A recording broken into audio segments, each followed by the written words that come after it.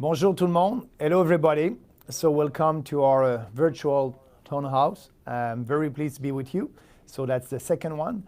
Before starting, I just want to let you know what happened today in Ottawa. I did a press conference with the executive of the party about the process for selecting our candidates. We are starting that today. And so if you are interested to be a candidate for the People's Party of Canada, don't hesitate to be in touch with your riding association or look at our website at peoplespartyofcanada.ca. You'll find the details for your riding association. You can be in touch with the head office here in Ottawa. And our goal is to have 335 candidates that will use in our principles: individual freedom, personal responsibility, respect, and fairness. And we want to have this candidate ready for the next election as soon as possible.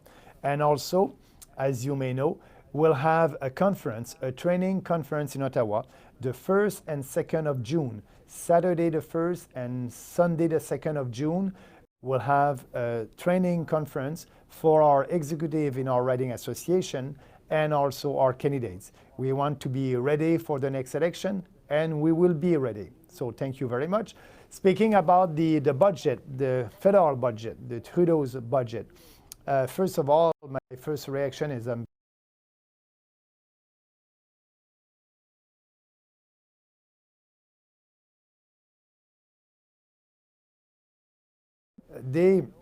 they are spending money that we don't have. For 4 years, the last 4 years, the Trudeau government increased our debt by $70 billion. $70 billion. It is irresponsible because, you know, the government Trudeau told us that they would spend money to create, but actually, the last 4 years, the GDP in Canada increased by 1.9% increase every year of our GDP. That was a little bit less of what happened during the Harper government. So with all that money that the government spent to create growth in this country, they were not able to create a lot of growth. And actually, we don't have any fiscal room. So that's why I'm saying you cannot to prosperity. So spending money won't create any wealth. What is creating wealth and growth in this country is when the private sector is investing. And the data are telling us that the private sector, they don't invest a lot in Canada, less than they were. Private investment is going down. Business people invest a little bit more in the US because our tax system is not competitive anymore. And we have fewer and less foreign investment in this country. And so, as you know, if you put all that together, and plus the interest that we have to pay on the debt, you know, we are paying right now $24 billion only on the interest on our debt of about $700 billion. So everybody knows it will go up because they're at a bottom level right now. They will have to go up.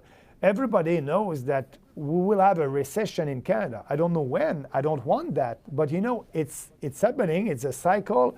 And certain economists are saying that it can come in a month. It can come in 2 years. But a day we'll have another recession in this country. The problem is we don't have any fiscal room anymore. When the interest rate will go up, you know, the $24 billion that we are spending on our debt only to pay the interest will go up. So that's almost the budget of the national defense. Imagine what we can do with $24 billion. So that's why the budget is irresponsible. And also they're spending a lot of money that we don't have. And now what they're doing, they try to buy votes with your money and doing some special programs, but that's not our way to do politics. We're doing politics differently, and we want to balance the budget, and we want to have a smaller government in Ottawa that will respect the Constitution, but more importantly, that will respect Canadians. So let's have a discussion about the budget. I'm ready to answer your questions. Okay, Maxime, we will start with the same question that we had on the French Yes? program. Someone wants to know how you will financially support our veterans and what programs would you reinstate?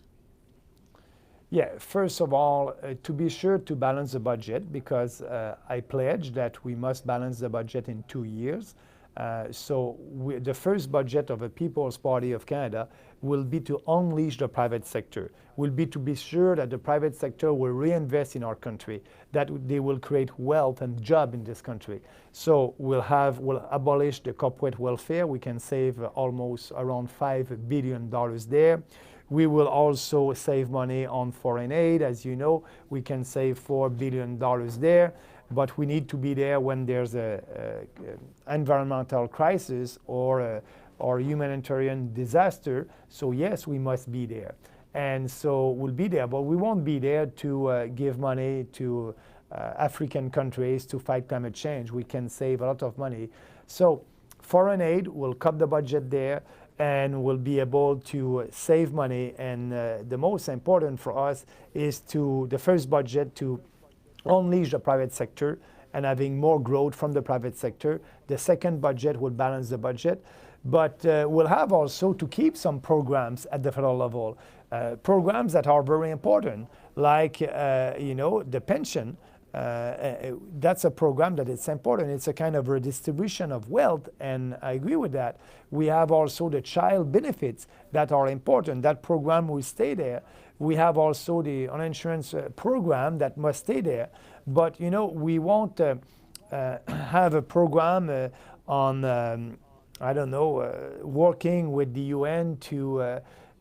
We can save money in the UN, because I said UN is a dysfunctional organization, and for me it is a dysfunctional organization when you have countries like China, like North Korea, like Cuba, communist country, that are managing the Human Rights Commission of the UN. So we will look at all the money that we're spending there to save some money.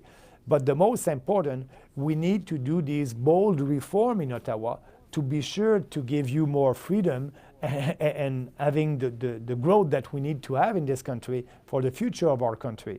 So that's why I'm very disappointed with the budget. Actually, if the Trudeau government wanted to balance the budget, they just have to. Last year, the income coming, the budget of the government, the income increased by 6%. And this year it was by 6.7%.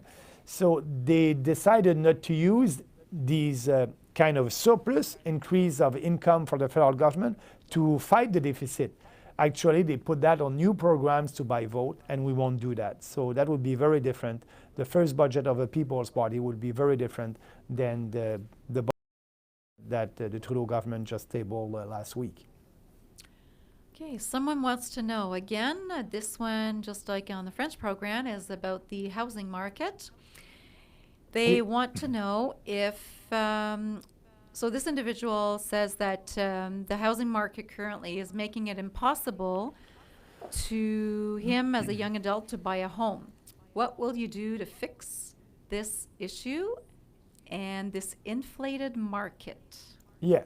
So first of all, the best way to help you to buy a house is to giving you more of your own money in your own pockets. So we'll do that. We'll lower your taxes. We won't have a program like the Trudeau government just did to give you a loan or something like that.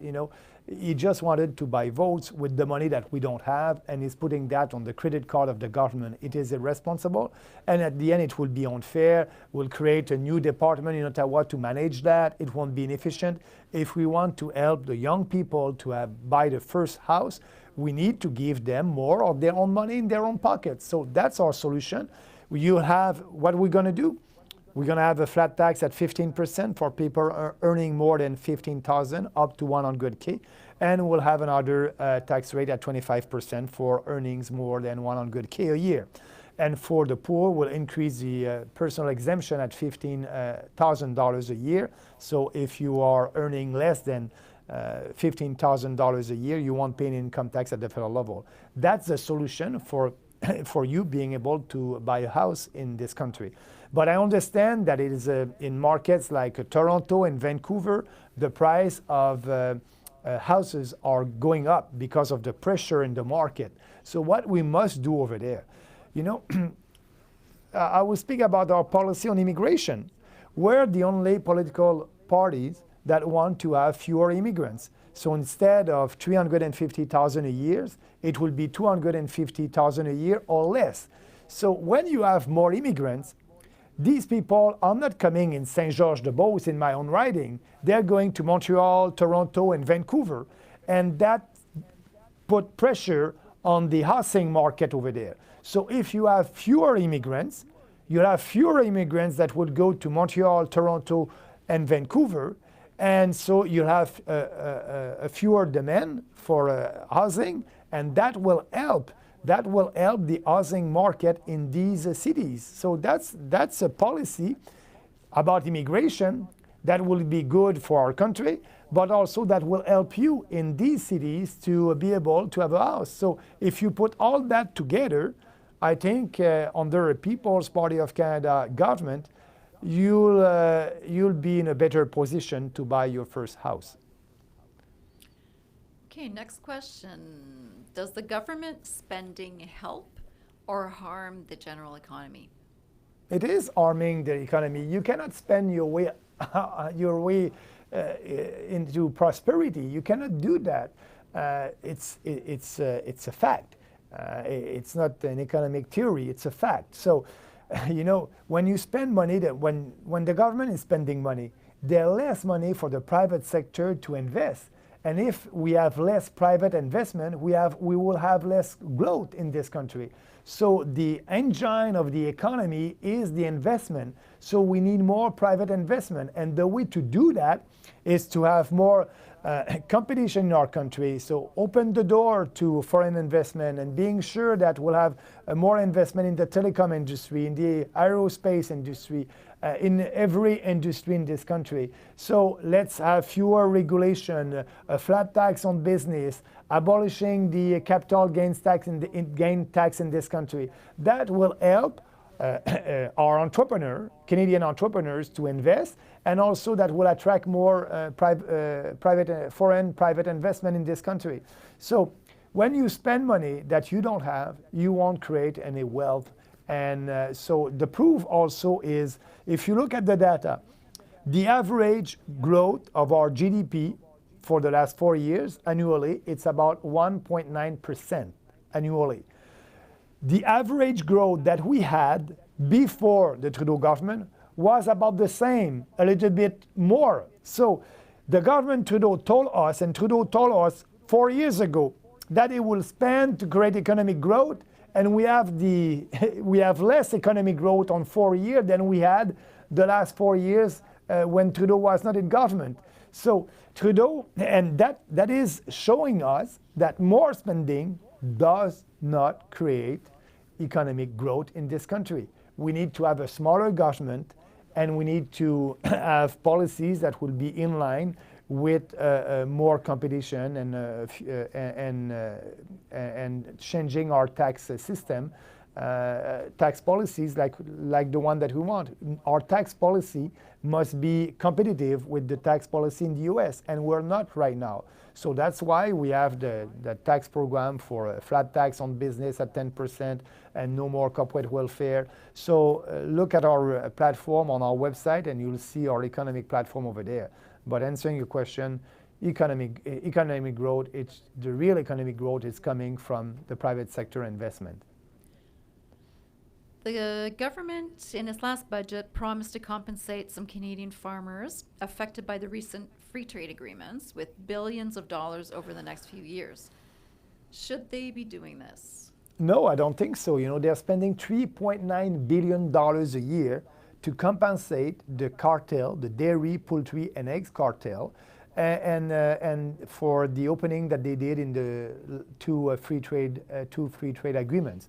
So what they must do, they must abolish that cartel. That will be good for Canadian consumers. They will save around $500 a year because now they're paying twice the price for that. But yes, if we abolish the cartel, we must give them compensation. Compensation for the abolition of the cartel. And the compensation, if you look at the data coming from the, how do you call that, the Canadian Economic Forum, they said that the cost to abolish the cartel is around $5 billion. So the Trudeau government will give $3.9 billion for some compensation. And why not putting a little bit more dollars and having the real abolition of that cartel and putting maybe on the table $5 billion? And like that, that will be good. Canadian consumers will save, and these producers will have a compensation for the abolition of that. But a compensation when you still have that program, so Canadians, they will pay twice the price for these products. They will still pay $500 more a year, and by their taxes, they will have to finance that $3.9 billion. So I know that these producers are good producers. They're doing good products. I want them to be able to export their products. They cannot do that right now. And I want them to be able to grow. And right now, they're limited to the Canadian market. And you know, that's only 10% of the farmers in Canada. 90% of the farmers in Canada, they can export and they're not under a cartel. That's why we need to abolish that. And I don't understand. Justin Trudeau, Jack Maxime, Andrew Scheer, and all the leaders of the federal parties are working for a special interest group, and they don't want to work for you. They don't want to work for 36 million Canadians. And that's what I don't understand. And you know, it's a little bit dangerous. If these people are not able to resist the pressure coming from that cartel, imagine, will they be able to resist the pressure coming from another interest group? I don't believe so. So they're not working for Canadian consumers, and they're trying to buy votes by giving some goodies to different clienteles. And they call that outreach, and they call that helping different interest groups. Our platform is for all Canadians, and yes, with a platform like that, we'll be able to help every Canadian in this country. With the proposal of the Liberal government's budget, do you believe they will balance the budget with conventional strategies or tax hikes on everything to get the money they need? First of all, they don't want to balance the budget, as you know. I don't see the day when the budget would be balanced. But they had the opportunity. They had the opportunity to balance the budget, but that was not their decision. Justin Trudeau said in 2015, read my lips, he said, I will balance that budget before 2019. And we're in 2019, and we don't have a balanced budget. We still have a deficit of $15 billion, and next year it will be $20 billion. So he lied to you. He lied to you. But this year, if he wanted, he would have been able to balance the budget. Doing what? The income coming to the government increased by 6% last year and 6.7% this year. Just use the increase of these income because of the economic growth. The federal government will have been able to balance the budget this year, but they prefer to use that surplus money to spend and to buy votes with your money with different little programs. That was their strategy, and they think that they will be elected doing that. And I think Canadians are not stupid. I think they will vote for a principal alternative, and we are the principal alternative. So answering your question, to balance the budget, you don't need to do a lot. You just have to be responsible, and they were able to do that, and they decided not to do it. So I think that's why a People's Party of Canada, we said, and I pledge, that we'll be able to balance the budget when we'll be in government. The second year, the second budget would do that. Thank you. The Liberals say that they intend to stem the flow of asylum seekers crossing into Canada without using official entry points with a new enforcement strategy. The plan is expected to cost about $1.8 billion over 5 years. Are the Liberals doing enough or is it too little, too late?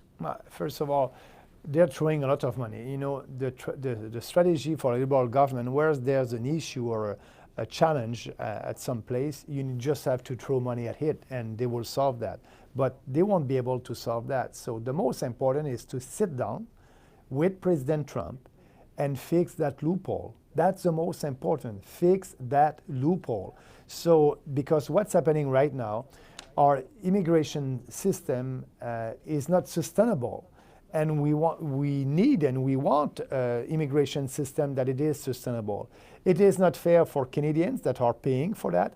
It is not fair also for these people who are crossing the border in Quebec and illegally in Quebec, because they will have to wait about 2 or 3 years before knowing that, you know, they were not a real refugees and they have to go back to their country.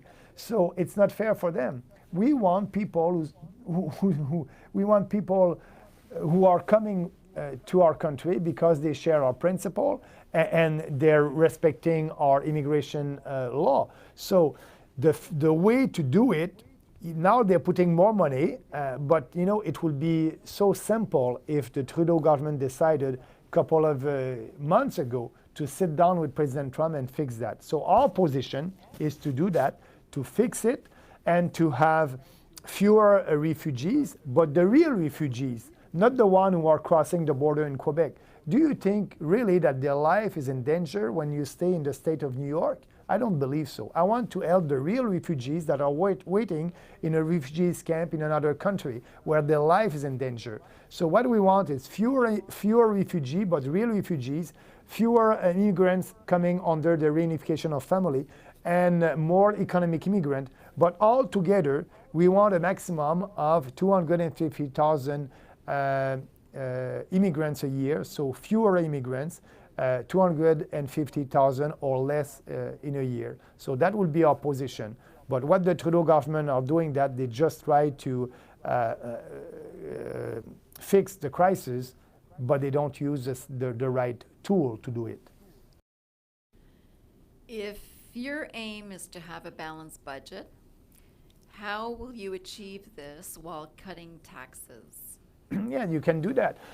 Yes, you're right. I don't want to cutting taxes and putting that and creating a deficit and putting that on the debt. It's not responsible.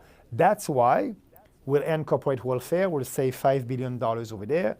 We'll cut foreign aid. We can save another $4 billion over there. We will also cut the budget for CBC. We'll save a couple of $1 million there. So we need to do, we'll abolish also the CRTC in telecom. We'll privatize the Canada Post. So we need to do these reforms to be able to lower your taxes without creating a deficit. And that's what we need to do. At the same time, also, we'll save money on the equalization formula. As you know, the federal government is giving money to provinces that need federal help, but we know that the equalization, it is in the equalization formula, it is in the Constitution. We cannot abolish it, but we can be less generous and we can give the right incentive to provinces to develop their own natural resources. So we'll do that. We are the only political parties who want to do it. Andrew Scheer and all the other ones, they don't want to touch that. But it's very important for the future of our country and for the unity of our country. And understand the frustration coming from Western Canada about the equalization formula. And they're right. We need to do something, and we'll do something. So we can save some money there also. That's why our platform is a coherent platform based on principle, individual freedom, personal responsibility, respect, and fairness. And all together we'll be able to do that. So we'll be able to balance the budget the second year, and we'll be able to lower taxes to every single Canadian and to every single corporation. In the government's last budget, they propose a purchase incentive of up to $5,000 for electric battery vehicles. Would you continue this tax incentive to replace gas vehicles? No, we won't. We'll cut it. We'll cut that program. Next question. Okay. See, that was too quick, Maxime. No. Okay, here's one off topic. Will the government help lower wait times at hospitals? That won't be the federal government because it is not under our jurisdiction. Healthcare, it's a 100% provincial jurisdiction. So what we want to do, we want to be sure that yes, wait time, it is too long if you compare that with the wait time in other countries in Europe. Actually, they don't have any wait time. Go to France, go to Sweden and other countries. Why? Because they have a better system than our system. They have a mixed system. Private delivery of healthcare and public delivery of healthcare, but they have one universal coverage for everybody. So that's the kind of system that we must have in this country. But I won't decide that as a politician at the federal level because it's a provincial jurisdiction. So what we will do, we will give the right incentive to provinces to be able for them to decide if they want to do it. What will be the incentive?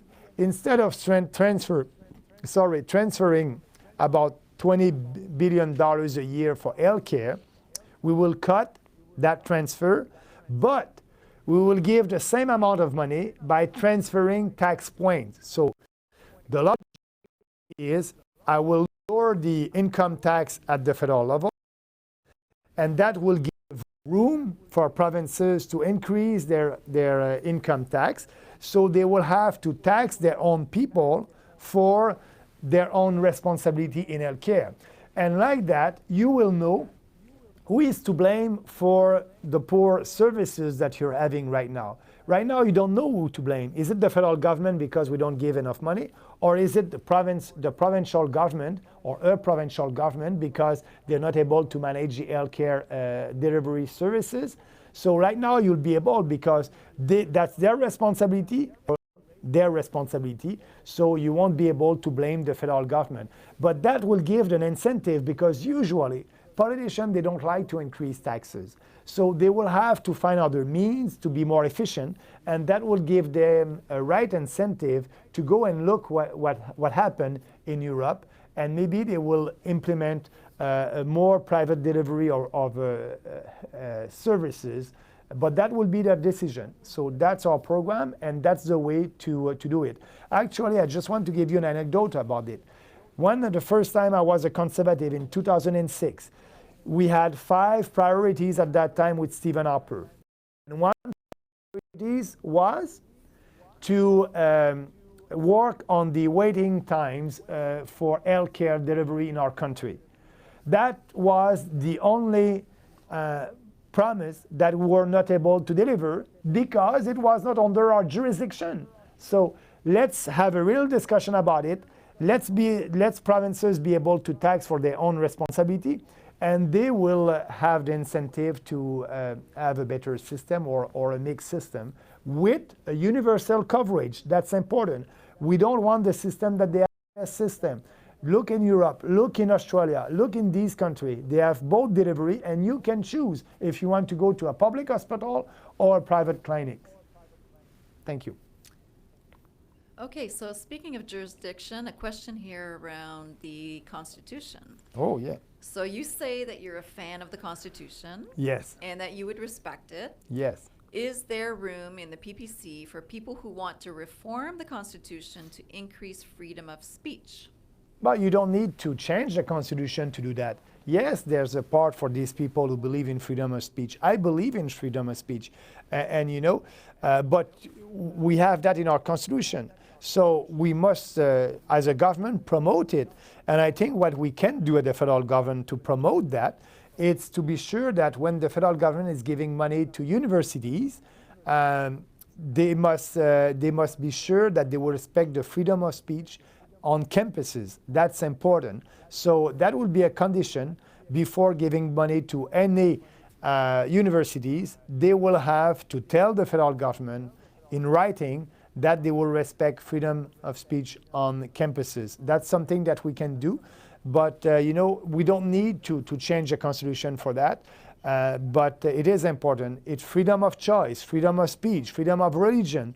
That's why we build this party on 4 principles. Individual freedom. That's why I'm always saying individual freedom. That's concrete. That's your freedom. Individual freedom and personal responsibility.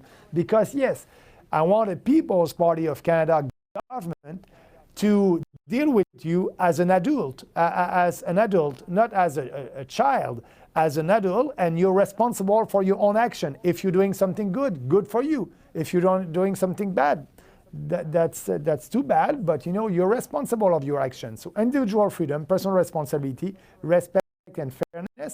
So for freedom, speaking about freedom, it's freedom of speech, freedom of religion, freedom of choice. That's why we want to have more competition. If you want to buy a good from I don't know, India, you must be able to buy it without the federal government imposing you a tariff on that good. So that's a real freedom. And yes, the People's Party of Canada will fight for your freedom. Someone wants to know if you intend to get rid of the Trudeau government's of monies going to the media. Oh, yes. The media must be independent from the government. What he's doing right now, he wants the media to be dependent from the government. Yes, we'll abolish that program. Another person wants to know if you will undo the carbon tax and undo the billions of dollars that Trudeau has agreed to give the UN under the fictitious guise of climate reparations to lesser states. Yes. First of all, I'm laughing because the Trudeau government is giving so much money to the UN. We'll look at all the money that is going to the UN, and yes, because climate change, we won't impose a carbon tax on that. We won't do like also Andrew Scheer. Andrew Scheer said, I won't impose a carbon tax, but I will impose regulation on businesses and I will give subsidies to businesses for them to develop new technologies. So we won't do that because we know when you impose regulation on businesses, at the end, who's paying? It's always the consumers who's paying that because usually businesses are transferring that cost, because for them it's a cost, they're transferring that cost to their consumers. So Andrew Scheer, yes, he doesn't want to impose a carbon tax, but at the same time, he believes in the Paris Accord. The first thing he did when he was the leader of the Conservative Party of Canada after his election is to whip a vote on the Paris Accord. And I can tell you that I was not in the House because I didn't want to vote for that, but it was just after the leadership. And as you know, I didn't win the leadership. I didn't want also to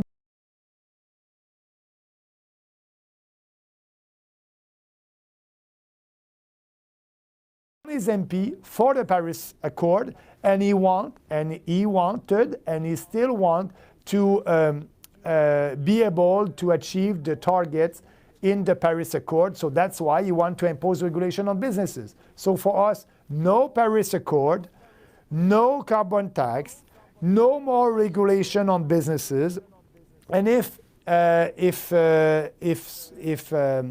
you look at your provincial government, actually, right now, there's nothing that the federal government is imposing on Quebec on climate change because the Quebec government, they have a cap and trade. So for us, climate change is the environment, it is a shared jurisdiction with provinces, and we'll let provinces do what they want to do on climate change. We won't be hypocrite like the Justin Trudeau. That's what he's doing right now. He's traveling across the country,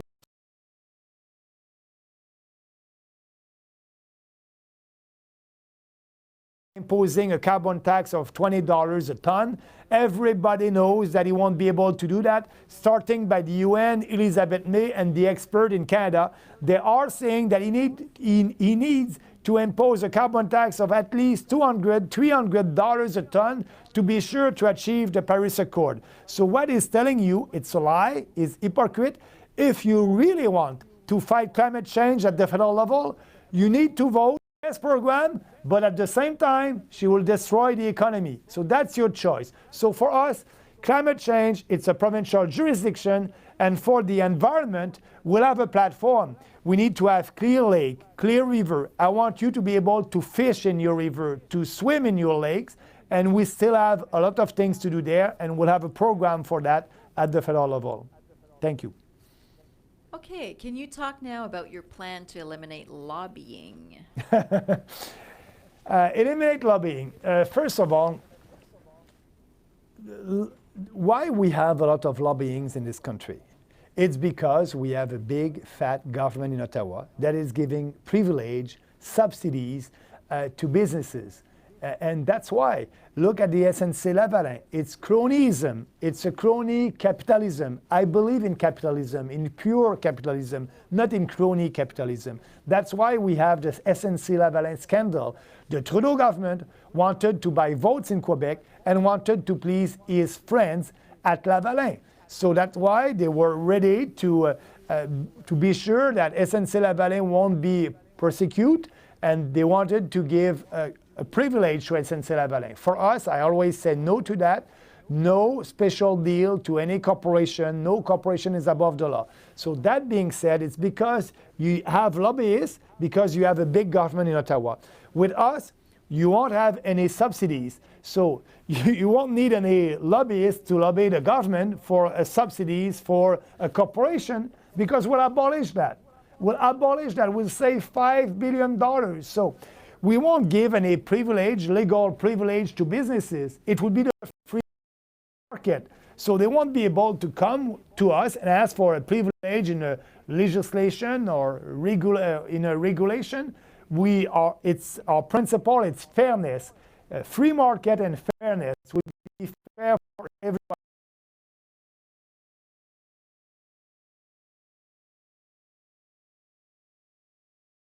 Him or her to pay tax. Corporation like GM, like Bombardier, like SNC-Lavalin.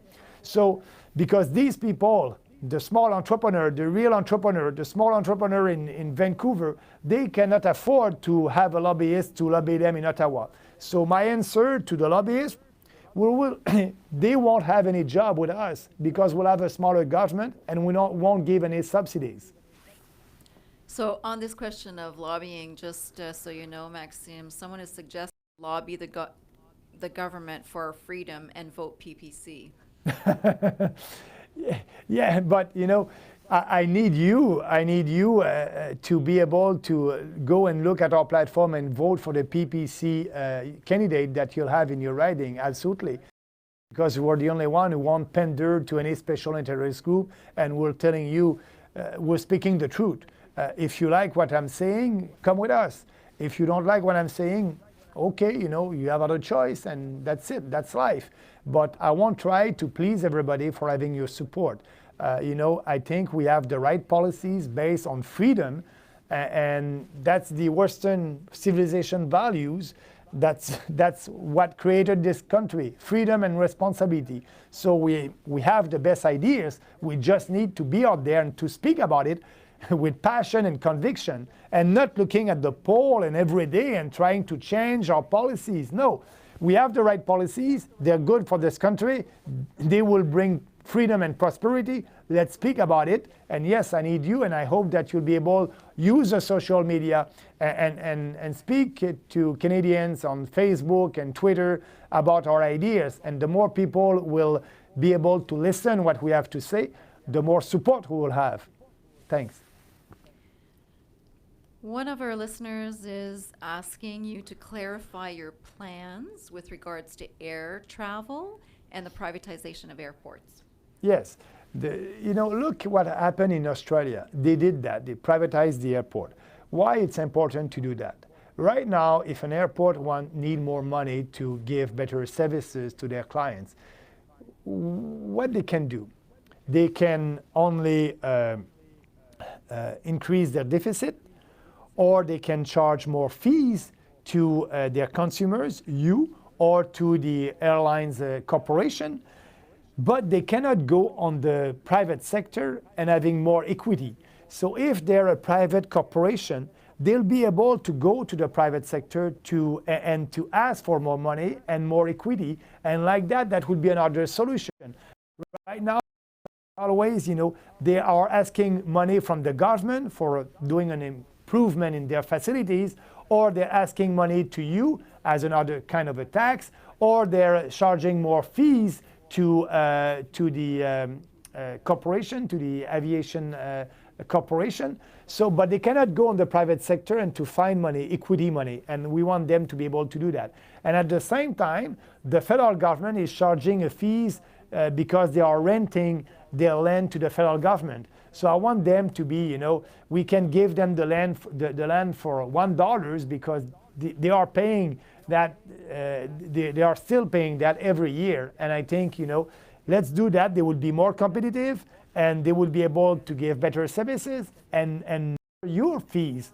And so when they're charging more to an airline to use their facilities, that's you at the end who's paying for that. So that's why it's important to privatize the airport, and it's part of our proposal. Okay, well, it's time to wrap things up, Maxime. Been on 40 minutes, and if you have some last words for our audience, the floor is yours. Yeah, first of all, I'm the happiest politician now in Ottawa because, we are building this party, and I'm very happy and very proud of our people on the ground, you and the volunteers who are helping us, and the people here at the head office. We are making history right now, building a party in 6 months, and it's because of you, years, and I want to thank you for that. And you'll be able to vote for a PPC candidate. But if I just want to focus on that, if you want to be a candidate, if you know people that would be good candidates, don't hesitate to be in touch with your riding association or email us here at the head office, or go on our email address, thepeoplespartyofcanada.ca, and you'll be able to be in touch with us. So thank you very much, and I'll do another virtual town hall soon. Just look at my Twitter account and Facebook page, and you'll know what's happening with us. But we are very busy to build this party with you. So see you. Have a nice evening. Thank you.